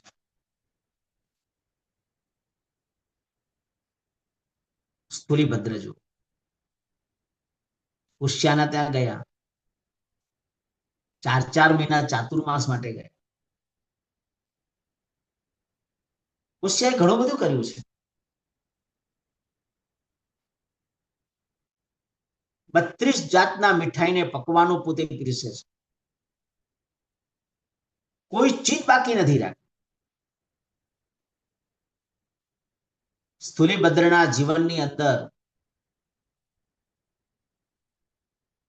જે પણ સ્થાન એમને પુષ્યાએ આપેલું હતું, ચારે બાજુ દિવાલમાં જ્યાં પણ નજર કરો ત્યાં એક વિકારો પ્રગટ થાય એવા નિમિત્તો અને આલંબનો છે. છતાં એવા સમયમાં પણ સ્થૂલીભદ્રજીએ 4 મહિના માટે એક સૂત્રોની સાધનાની સંવેદનામાં ગયા છે. પુષ્યાને એટલું કીધું, તારે જે કરવું એ કરવાનું, પણ 3.5 હાથની અંદર ક્યારે નહીં આવવાનું. બસ મારી આ એક જ શરત. અને 4 મહિનામાં માનના સ્તરે પણ આટલો અંશ માત્ર પણ વિકાર એમને પેદા નથી થયો. પુષ્યાને પણ તારી દીધી. આને કહેવાય સંસાર માટેની અરુચિ. શાલીભદ્ર જો રોજની 99 પેટી દેવલોકમાંથી આવતી. આપણને 99 ખાલી માચીસના ખોખાઈ નથી આપતા. અને પ્રભુની વાણી જ્યારે સાંભળી અંદરથી જ્યારે જે ભાવ પ્રગટે એક એક પ્રાણીઓને છોડવા લાગ્યો છે. 32મા દિવસે 32 રાણીનો ત્યાગ કરી અને પ્રભુનો માર્ગ એમને સ્વીકારી લીધો છે. કેવી મજાની મંગલકારી સાધના, સમ્યક દર્શનને પામી ચૂક્યા છે. સમ્યક દર્શનને પામવું હોય તો સ્વભાવને પહેલા જ બદલવો પડશે. આસ્તિક એટલે પ્રભુના વચનો ઉપરની શ્રદ્ધા. સુરસાને કેવી શ્રદ્ધા હતી? ચંદન બાળા જુઓ, એક એક મહાપુરુષ, એક એક મહાસતીઓની તમે સાધના જુઓ. એટલે કે તને ભરેસર સ્તોત્ર સંકેત ધારીનું સ્તોત્ર છે. ભરેસરમાં 100 કથા છે. શક્ય તો રોજ એક એક કથાની સાધના કરો. એક એક કથાની સાધના કરો. એક દિવસ ભરતની કરો, એક દિવસ બાહુબલીની કરો, એક દિવસ અભય કુમારની કરો, એક દિવસ ચંડન કુમારની કરો.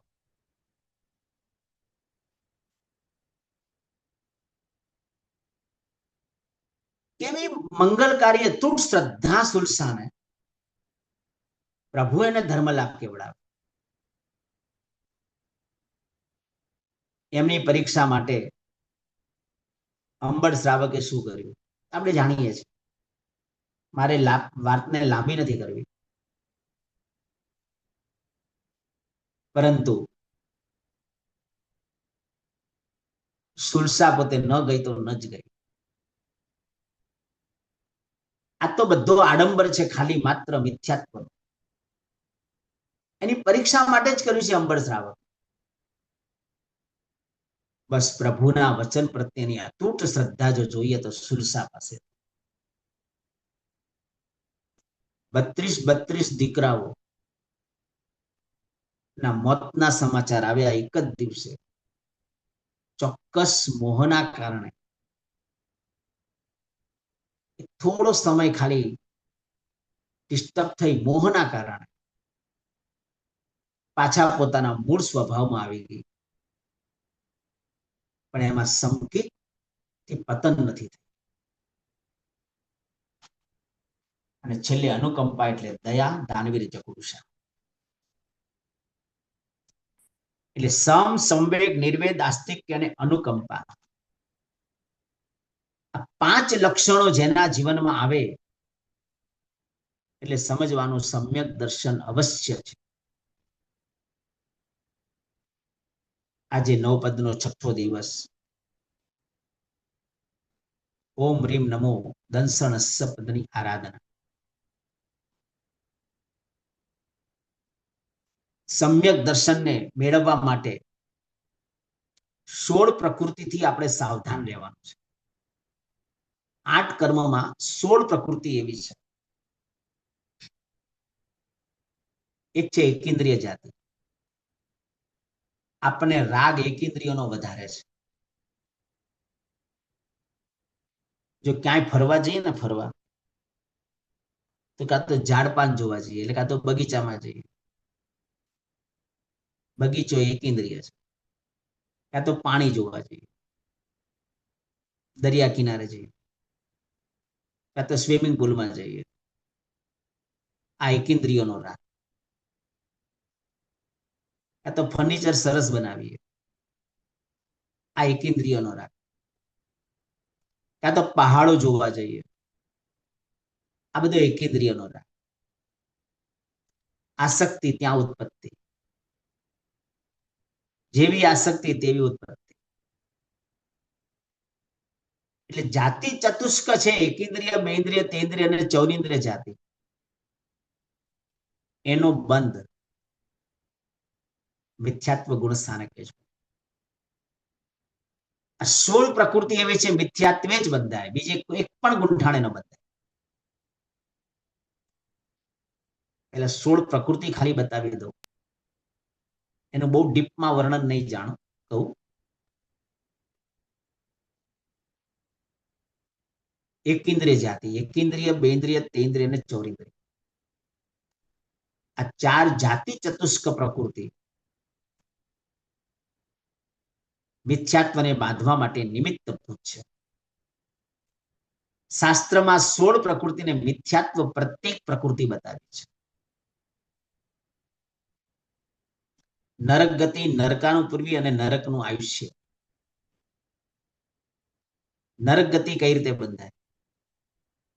તીવ્ર સંક્લિષ્ટ પરિણામ આવે, તીવ્ર ક્રોધ પેદા થાય, કોઈની સાથે 12 મહિના સુધીની ગાંઠ બાંધી દઈએ, 12 મહિના સુધીનો અહંકાર તીવ્ર ભાવે હોય, માયા પોલિટિક્સ રમીએ, કોઈ સત્તા મેળવવા માટે પોલિટિક્સ મેળવે, મારી સત્તા જવી ન જોઈએ, બસ એના માટે પોલિટિક્સ રમવું. ખબર નથી ક્યાં પટકાઈ જશું, એ ખબર નહીં પડે. આ બધું નરક ગતિએ બાંધવા માટેના નિમિત્તો છે બધા. કારણ કે અનંતાનો મંદી કસાય, અનંતાનો મંદી જન્ય હોય અને આયુષ્ય બંધાય તો જીવ નરક ગતિનું આયુષ્ય બાંધે છે. એટલે સત્તા ટકાવી રાખવા માટે કોઈક આપણી સત્તા મેળવી લેશે એવો અંદરનો ભય હોય તેને કેમ પછાડવો અને કેમ માયા રમી લેવી. પ્રતિક્રમણ કરવું બહુ સહેલું છે,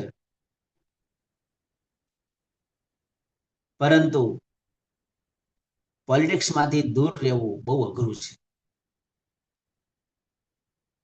કદાચ લોકો ઉલ્લુ બનાવશે, ભલે બનાવે, સંકેત ધારી આત્મા પોતાની ધારામાં છે.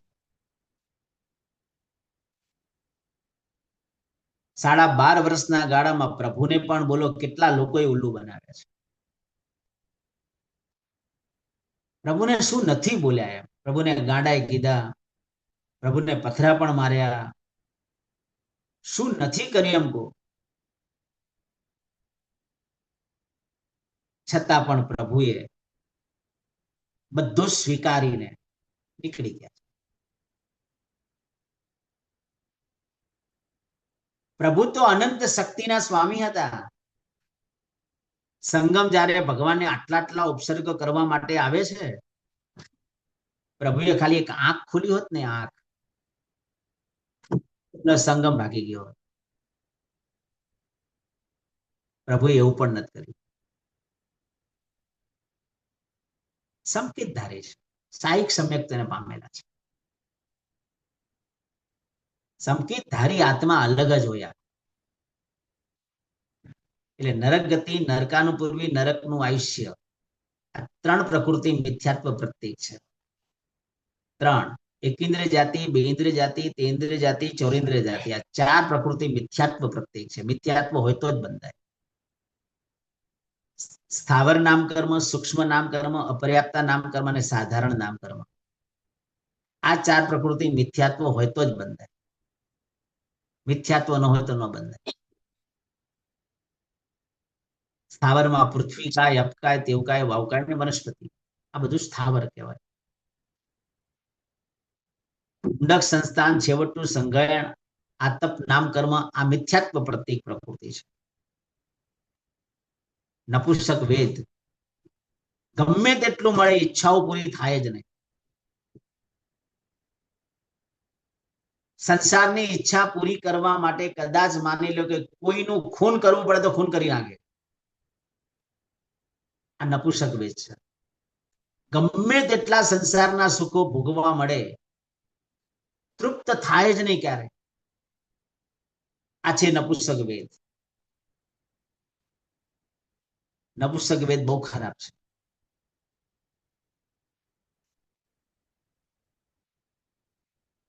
પોતાનું તો ભોગવે પણ બીજાનું પણ ભોગવવાનું મન થાય ને, એ નપુંસક વેદ.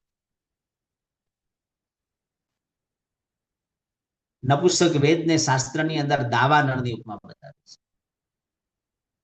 દાવાનળ કેમે બુઝાય નહીં, તેમ નપુંસક વેદને પામેલો આત્મા ઈચ્છાઓ ક્યારે પૂરી થાય જ નહીં, સંતોષ જીવનમાં ક્યારે આવે જ નહીં.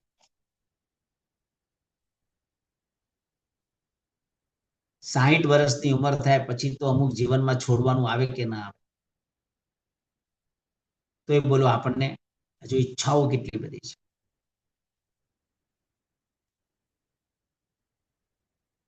હવે આપણે આપણી સાધનામાં જવાનો પ્રયત્ન કરવાનો છે. અને મિથ્યાત્વ, 16 પ્રકૃતિ એવી છે કે મિથ્યાત્વ હોય તો જ બંધાય, બાકી બંધાય જ નહીં. શાસ્વદન ગુંઠાણે આ 16 માંથી એક પણ પ્રકૃતિ બંધાય નહીં.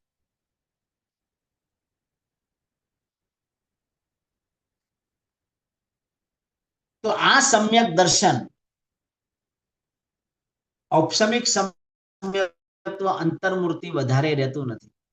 સાયિક સમ્યક્ત્વ એકવાર આવ્યા પછી ક્યારે જતું નથી. ચોથા ગુણ સ્થાનકે સાયિક સમ્યક્ત્વ આવે અને ક્ષાયોપસ્મિક સમ્યક્ત્વ 4 થી 7 ગુંઠાણે હોય, એનો 66 સાગરોપમનો એટલો મોટો કાળ છે. વેદક સમ્યક્ત્વ છેલ્લી એક આવલિકા બાકી રહે ત્યારે વેદક સમ્યક્ત્વ આવે. સાયિક સમ્યક્ત્વને પામવાની છેલ્લી એક આવલિકા ત્યારે વેદક સમ્યક્ત્વ આવે. શાસ્વદન સમ્યક્ત્વ જીવ જ્યારે ચોથેથી પડે ત્યારે આવે. પણ આપણે તો મેઇન સાયિક સમ્યક્ત્વનું લક્ષ્ય રાખવાનું છે. સાયિક સમ્યક્ત્વ પ્રાપ્ત થયા પછી જીવ મેક્સિમમ 5મા ભવે એનો મોક્ષ નિશ્ચિત છે. આમ તો 3 જ ભવે મળે, તે ભવે પણ મળી છે, છતાં મેક્સિમમ 5 ભવ. 5 ભવથી વધારે ભવ એને કરવા પડતા નથી. નવું સાયિક સમ્યક્ત્વ માનવ ભવમાં જ મળે. દેવલોકના ભવની અંદર કદાચ એવું સાયિક સમ્યક્ત્વ પામવાની તૈયારી હતી અને આયુષ્ય પૂરું થઈ ગયું તો દેવલોકમાં જાય અને સાયિક સમ્યક્ત્વ મેળવી વસ્તુ અલગ છે. બાકી લગભગ 9 સાયિક સમ્યક્ત્વ દેવલોકના ભવમાં પ્રાપ્ત થતું નથી. આવા મજાના મંગલકારી એક એક અદ્ભુત ચીજો આપણને મહાપુરુષોએ આપણને બતાવી છે. તો સમ્યક દર્શન પ્રાપ્ત થયા પછી આપણું સમ્યક દર્શન ટકી રહે એના માટે પ્રભુએ 8 વસ્તુનું ધ્યાન રાખવાનું છે. નંબર 1, નિસંકીય. પ્રભુના વચનમાં ક્યારે શંકા ન કરવી. પ્રભુનું વચન મારા માટે સહજ દિવસ. કદાચ જ્ઞાન ન હોય ને ન ખબર પડી વસ્તુ બની શકે, પણ મારા ભગવાને કીધું તે બરાબર છે. જીણ પન્નત્તમ તત્તમ ઈહ સંમત્તમ મહે ગઈ. બધી જ આજ્ઞા, ભગવાનની આજ્ઞા બધી જ આપણને ખબર ન હોય એવું બની શકે. છેલ્લે શંકા થાય, પ્રશ્ન પૂછવો વસ્તુ અલગ છે, પણ બધા જ પ્રશ્નોના સમાધાનો કદાચ આપણને ન પણ મળે, અથવા અમુક પ્રશ્નોના સમાધાન આપણી બુદ્ધિમાં બેસે પણ નહીં, એવું પણ બને.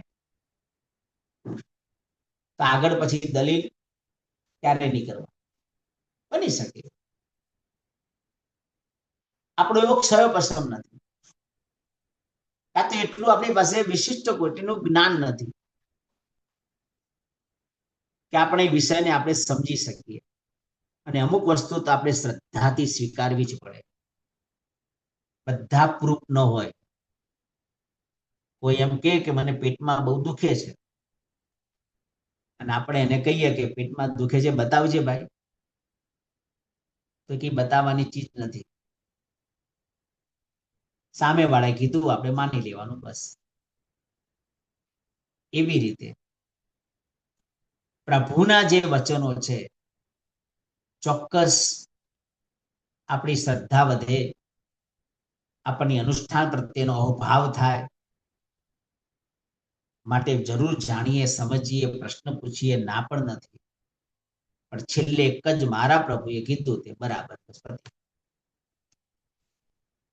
નંબર 2, ક્યારે અન્ય મતની ઈચ્છા નહીં કરવી. મારા પ્રભુનો મત બરાબર છે. કારણ કે ઘણીવાર નિમિત્તો એવા આવી જાય એટલે આપણે જતા રહીએ. દેવદેવી પાસે જતા રહીએ અને માગણીઓ કરવા લાગીએ. શેના માટે? ભૌતિક સુખની માગણી કોઈની પાસે કરવાની નથી. દેવદેવી આપણા સાધર્મિક છે એની ના નથી. કેટલાક દેવો ચોથે ગુંઠાણે પણ હોય. આપણે સાધર્મિક છે, સાધર્મિક તરીકે પ્રણામ કરવો એ ના નથી. પણ સંસારના કોઈ ભૌતિક સુખની માગણી એમની પાસે નથી. આપણે ભગવાન મને સંસારમાં મારી આ ઈચ્છા પૂરી થાય અને શંખેશ્વર દાદાના દર્શન કરવા જઈએ અને 20 અનુષ્ઠાન, આવું લક્ષ્ય નથી રાખવું. ભક્તિ માટે જાઓ એની ના નથી. દેવ દેવીને તમે પ્રણામ કરો એની કોઈ ના નથી સાધર્મિક દ્રષ્ટિથી. પણ ભૌતિક સુખની માગણીઓ ક્યારે આપણા માટે ક્યારે નહીં કરવી. આ શાસન માટે કદાચ કોઈ એવી તકલીફ આવી ગઈ હોય તો આચાર્યો છે આપણે, એ જરૂર વિનંતી કરી શકે, એની ના નથી. પણ એ આચાર્યોની જિમ્મેદારી છે.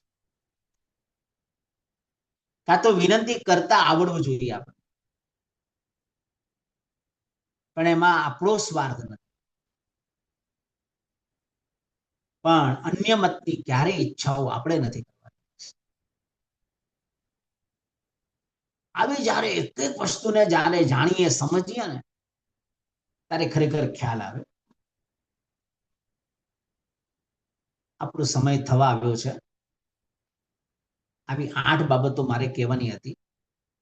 આજે 2 જ બાબતો કહીને હું અટકીશ. બાકીની હજુ સમ્યક દર્શન ઉપર થોડી વાત આવતીકાલે પણ લઈશ, થોડી પરમ દિવસે પણ લઈશ. પણ સમ્યક દર્શનને ગાઢ સમજીને અને સાથે અમૃત અનુષ્ઠાન, શ્રીપાલ અને મહિણાનું અનુષ્ઠાન કેવું હતું, આપણે પણ આપણા અમૃત અનુષ્ઠાનની ભૂમિકામાં આપણે જવું છે. બોલો કે ધીરાસરમાં ગયા ક્યારે કળશ ઉપર ચિંતવના કરી? આપણે કળશથી અભિષેક તો કરીએ છીએ. ક્યારે ઉપકરણોને સામે રાખીને ક્યારે એની ભાવધારામાં ગયા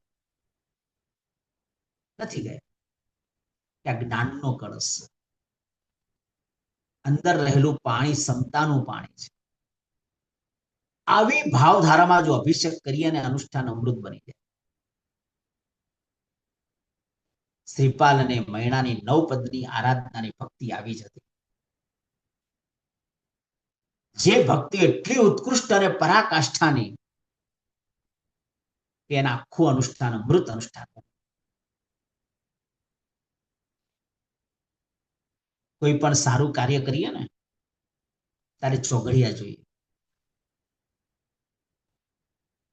7 ચોઘડિયા છે: ઉદ્વેગ, રોગ, કાળ, શુભ, પછી ચલ, શુભ, લાભ અને અમૃત. અમૃત ચોઘડીઓને અમૃત અનુષ્ઠાન છે. એક જ મિનિટમાં ખાલી કરીને આ વાતને હમણાં આવતીકાલે બોલો, એનો આખો દ્રષ્ટિકોણ બદલાવીશ તમને. ખાલી એક જ સેકન્ડમાં, મિનિટમાં, અડધી મિનિટમાં કહી દઉં. ઉદ્વેગ ચોઘડિયું, રોગ ચોઘડિયું ને કાળ ચોઘડિયું તે મિથ્યાત્વ ગુણ સ્થાન છે. આપણી દ્રષ્ટિકોણ અલગ છે, બાકી શાસ્ત્રકારો મિથ્યાત્વ ગુણ સ્થાન. પંચાંગમાં જે પણ છે ને પંચાંગીની વાત છે. જે પણ ચીજ પંચાંગમાં મૂકી છે એમાં વૈરાગ્ય ભાવ વિચારવાનો છે. ચલ ચોઘડિયું માર્ગાનુસાયના 35 ગુણોનો ભૂમિકામાં લઈ જવા માટેનું ચલ ચોઘડિયું છે. ત્યાં માર્ગાનુસાયના 35 ગુણો વિચારવાના છે.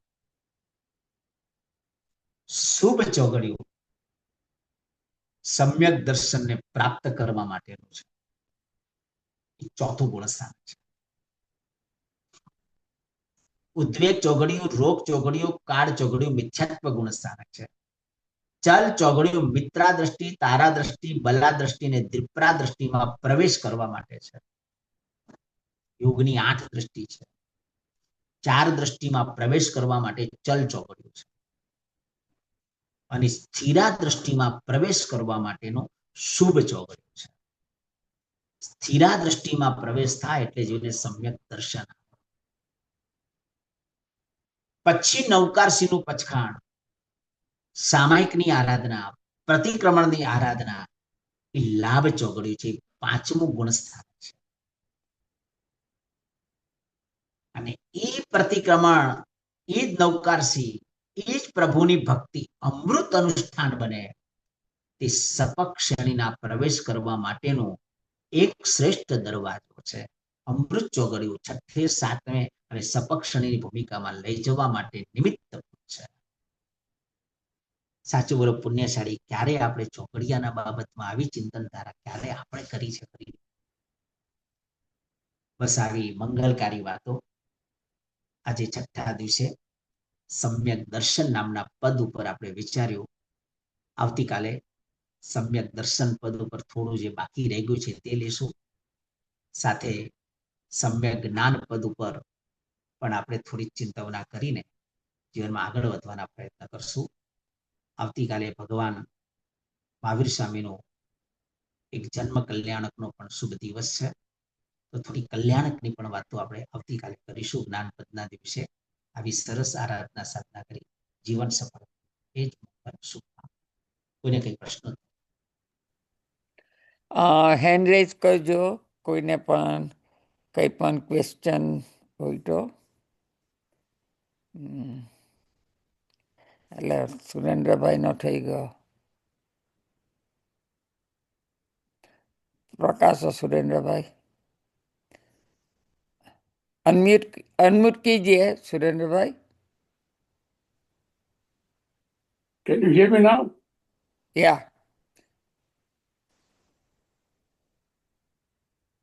बोलिए सुरेंद्र भाई. पंडित जी, आपका प्रवचन अच्छा लगा. ये सम्यक दर्शन, सम्यक ज्ञान, सविचारी, they're known as the 3 jewels of Jainism. How do you achieve those things?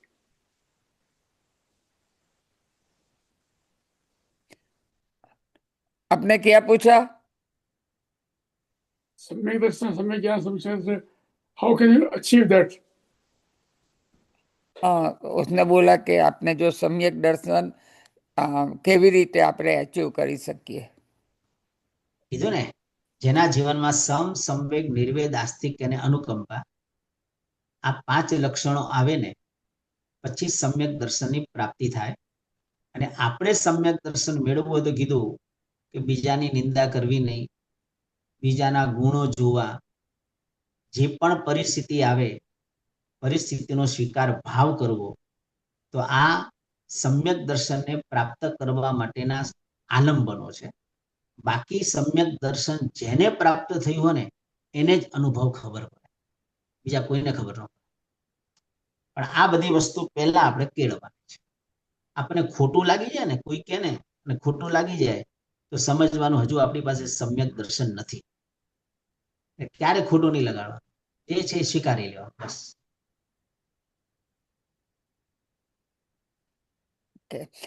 વિરલભાઈ, તમે વિરલભાઈ પ્રણામ વિમલેશ સર. પ્રણામ. સર, આપણે એ પૂછવાનું હતું કે એમ કહીએ છે ને કે માનવ ભાવ મળ્યો તો એને સમ્યક દર્શન વગર છોડાય એમ નથી, બહુ દુર્લભ છે, રાઈટ? તો એને એના આગળ એક ડગ વધારવા માટે આપણે ડે ટુ ડે લાઈફમાં શું એવું કરી શકીએ? આનો બધાની ભૂમિકા અલગ અલગ હશે, એ બરોબર છે, પણ આપણે ડે ટુ ડે લાઈફમાં પ્રેક્ટિકલ એક્ઝામ્પલ્સ તમે આપી શકો કે આખા દિવસમાં દિવસચર્યા હું એવું શું કરી શકું કે આગળ હું સમ્યકતા તરફ વધુ ને વધુ એમ? કારણ કે આપણા આલંબો એવા આવે છે ને આજુબાજુ કે એ પાછવા ખેંચી લે છે આપણને, એટલે એ કેવી રીતે આપણે પકડી રાખવાનું? નંબર 1, ગુરુ પાસે સતત સ્વાધ્યાયમાં રહેવું. જેટલો તમારી પાસે સ્વાધ્યાય હશે ને એટલો તમે નિમિત્તો ખૂબ આવવાના. તમારી વાત એકદમ કરેક્ટ છે. અત્યારે અમે પણ હલી જઈએ છીએ એટલે નિમિત્તો ખૂબ આવવાના, પણ એ નિમિત્તોમાં ટકવું બહુ અઘરું છે.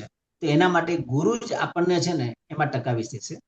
એટલે શક્ય હોય તો આપણી પાસે અઠવાડિયામાં 1 દિવસ, 15 દિવસે એકવાર, મહિને એકવાર, રોજ બને તો રોજ, રોજ નમને તો 2-3 દિવસે આવી રીતે ગુરુ પાસેનો જેટલો તમે સ્વાધ્યાયમાં તમે રહેશો ને, કલ્યાણ મિત્રોનો સંપર્કમાં તમે રહેશો અને ગુરુના સંપર્કમાં તમે રહેશો ને, તો ચોક્કસ સંકેતની ભૂમિકામાં ખૂબ જ આગળ વધી શકશો. કારણ કે ક્યારેક આપણા ડિસિઝનો રોંગ થતા હોય છે કે આપણી પાસે કોઈ સાચો માર્ગ બતાવનાર કોઈ નથી હોતો ને, એટલા માટે. એટલે ગુરુનું શરણું અને કલ્યાણ મિત્ર આ બે જ તમને સમ્યક દર્શનની નજીક લઈ જશે. ઓકે, આ પ્રેક્ટિકલી એવું કઈ કરી શકીએ ડે ટુ ડે લાઈફમાં કે સર્વ આ બે? સ્વીકાર ભાવ. ઓકે, જીવનમાં જે ઘટના બને એનો સ્વીકાર કરી લો બસ. આ ડે ટુ ડે લાઈફ જે આવે, ગરમ રસોઈ આવે સ્વીકારો, તીખું આવે તો સ્વીકારો. આપણે કદાચ નથી અનુકૂળતા શરીરને તો આપણે નહીં વાપરો, ચાલશે, પણ સર્વ સ્વીકાર. ઓકે, ધન્યવાદ. ઘણું સરસ. ગુરુજી, આપણે સમ્યક જ્ઞાન ને સમ્યક દર્શન અથવા જ્ઞાન ને દર્શન, સમ્યક તો પછી આવે, પહેલા જ્ઞાન ને દર્શનમાં પહેલા કયું આવે મનુષ્યમાં, જ્ઞાન કે દર્શન દર્શન? પછી જ્ઞાન. પહેલું દર્શન એટલે પહેલું જોવા જઈએ ને દર્શન આવે તો જ જ્ઞાન સમ્યક બને. બરાબર. અને જ્ઞાન હોય તો દર્શનને પ્રાપ્ત કરવા માટે આપણે થોડું વધારે નજીક છે, પણ જ્ઞાન સમ્યક ક્યારે બને? સમ્યક દર્શન આવે તો. એટલે ઉમા સ્વામી મહારાજ સાહેબે સમ્યક દર્શન જ્ઞાન ચારિત્રાણી મોક્ષ માર્ગ બતાવે. જ્ઞાન વગર દર્શન નહીં આવે એવું ખરું? એટલે જ્ઞાન પણ એટલું જ જરૂરી છે, અવિનાભાવી સંબંધ છે એકબીજાનો. સમ્યક દર્શન આવે એટલે સમ્યક જ્ઞાન આવી જ જાય, સમ્યક જ્ઞાન આવે એટલે સમ્યક દર્શન આવી જાય. બંને અવિનાભાવી સંબંધ છે. બરાબર. ખૂબ ખૂબ આભાર. સરસ. સુનિલભાઈ, શૈલેષભાઈ, તમારે કઈ પૂછવું છે, કઈ કેવું છે? તો નથી, પણ એમને જે સમ્યક દર્શન વિશે જે ઊંડાણમાં સમજાવ્યું અને જે અનુષ્ઠાન વિશે સમજાવ્યું, ખરેખર આ ઘડી ઘડી સાંભળીને જીવનમાં પ્રેક્ટિસ કરવાની જરૂર છે ત્યાંથી. ને આટલું બહુ સરસ એમનું ઊંડાણમાં બહુ સરસ સમજાવ્યું છે.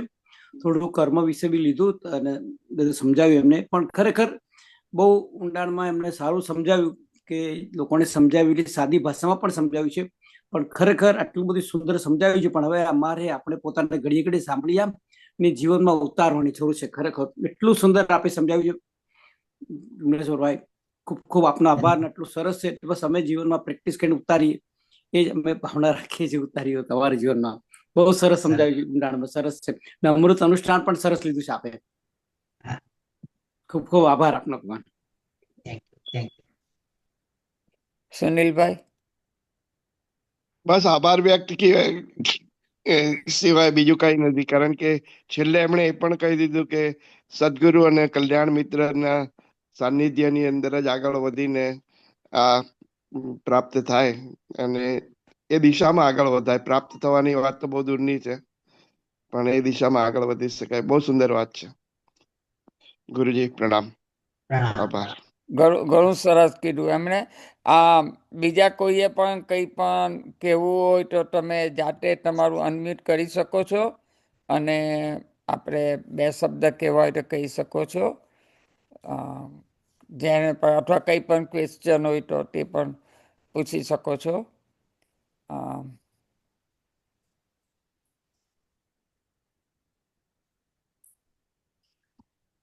પ્રણામ. ફરીથી બોલો, કોણ બોલે છે?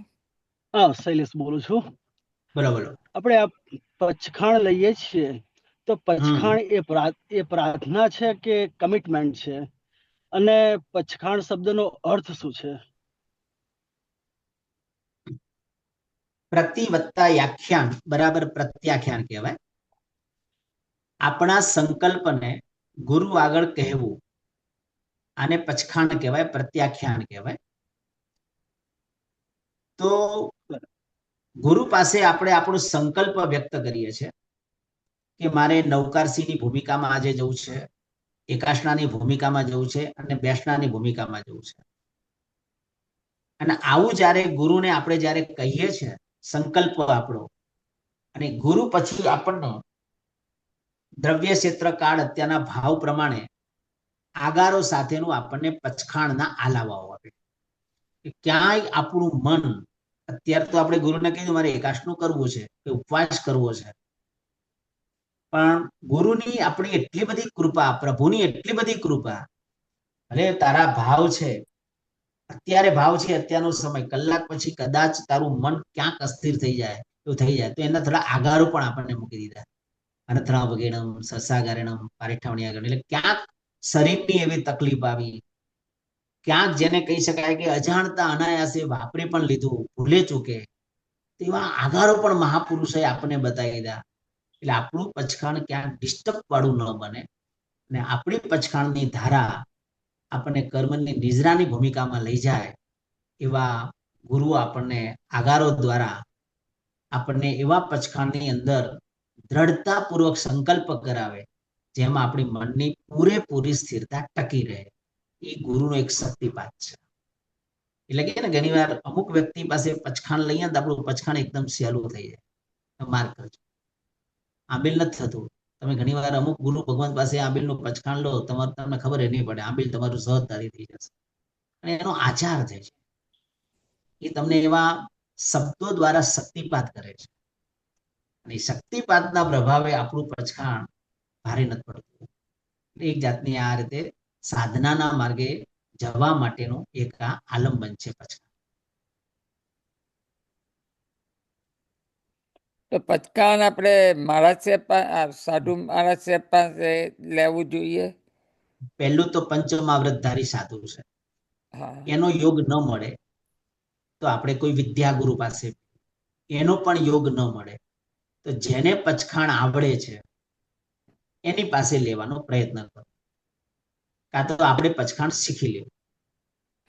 જોઈને વાંચીને લઈએ તે બરાબર યોગ્ય નહીં ને? યોગ્ય નથી. બરાબર. પણ હવે કોઈ રસ્તો જ નથી તો પછી બીજો કોઈ ઉપાય નથી તો લઈ લેવાનો. બરાબર. હા, તો પછી ઘરમાં બીજા કોઈ સંભળાવે તો બરાબર છે.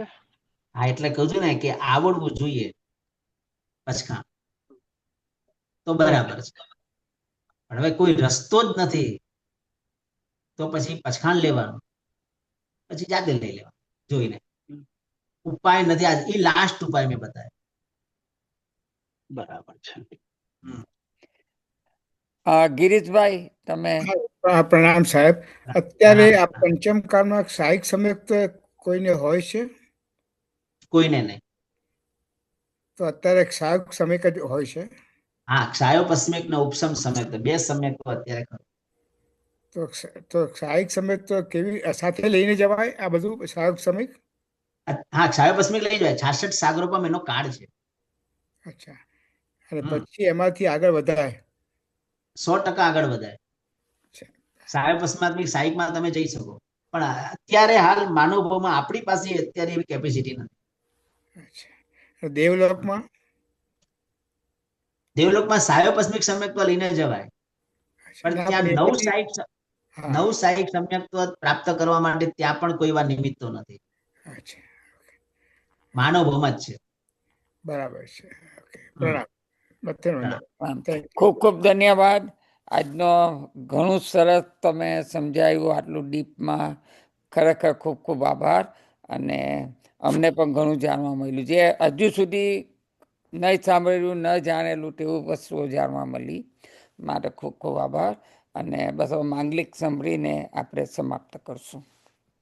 નમો રિહંતાણમ, નમો સિદ્ધાણમ, નમો આયર્યાણમ, નમો વજ્રાયાણમ, નમો લે સપ્પસાવણમ, એસો પંચનમો કારો સપ્પપાવપણાસણો, મંગલાણમ ચ સપ્પે સિંબડમમ વૈ મંગલમ. મંગલમ ભગવાન વીરો, મંગલમ ગૌતમ પ્રભુ, મંગલમ શૂલિભદ્રાદ્યા જૈન ધર્મોસ્તુ મંગલમ. અંગૂઠે અમૃત વસે લબ્ધિ તણા ભંડાર, શ્રી ગુરુ ગૌતમ સમર્યે વાંછિત વરદાતાર. યસ્ય પ્રભાવાદ વિજય જગત્યામ, સપ્તાંગ રાજ્યમ ભુવિ ભૂરી ભાગ્યમ.